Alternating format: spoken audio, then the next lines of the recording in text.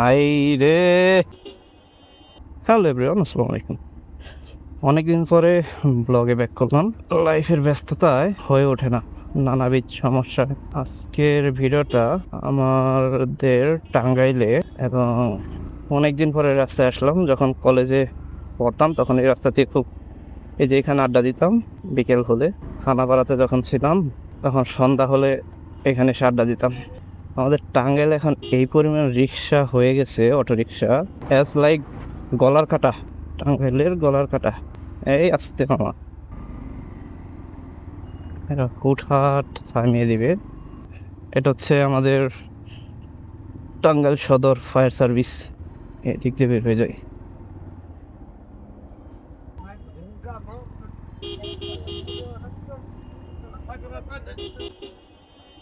High Superman.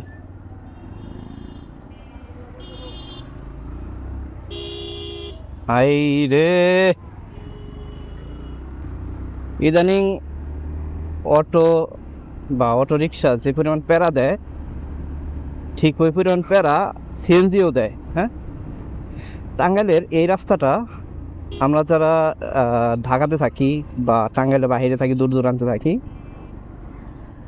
আমরা যখন পুরো রাস্তা বসে জ্যামে বা পুরো রাস্তা আসতে আসতে যখন আমরা এই রাস্তায় ঢুকি, একটা মানসিক প্রশান্তি কাজ করে। গাড়িটা সেদিন কাজ করাইলাম, গাড়িতে শক্তি পাইতেছে না, আবার একটু কাজ করাইতে হবে। স্মুথনেসটা কাজ করে না গাড়িতে।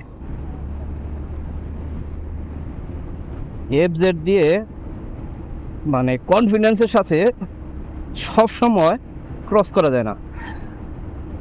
দেখা যাচ্ছে যেটা সুজুকি বা অন্যান্য মানে টর্ক স্পিড ভালো বাইকগুলোতে যেভাবে টেনশন ফ্রি টান দিয়ে ক্রস করা যায়, এই এফজেডের ক্ষেত্রে সেটা হয় না। আমাদের টাঙ্গাইলে যে কী পরিমাণ ব্লগার হয়েছে, আমি এই ক্যামেরা কিনছি অলমোস্ট 1 বছর তো হয়েছেই, বাট আমার ওই রকম ভিডিও দেওয়া নেই ক্যামেরা দিয়ে। বাট টাঙ্গাইলে যে কী পরিমাণ ব্লগার হয়েছে, এবং খুব ভালো ব্লগ করে, ভাল লাগে। এক একজনের অনেক ফলোয়ার। এটা সুন্দর একটা রুট, পাকা হলেই দারুণ হবে।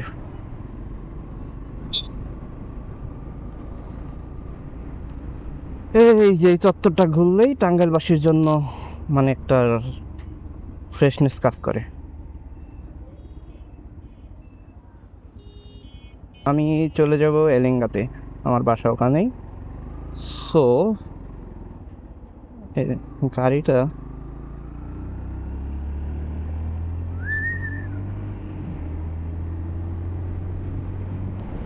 আমাদের টাঙ্গাইলে এটা ছিল সবচেয়ে সুন্দর এবং নান্দনিক একটি ফিলিং স্টেশন। 5ই আগস্টের পর এটা সব ভেঙে চুরে চুরমার করে দিয়েছে। আজকে শুক্রবার, বাইক চালাতে এত ভালো লাগে। শুক্রবারে গাড়িগুলো জ্যাম কম থাকে এবং ভালো লাগে খুব। এই 102 উঠতেছে,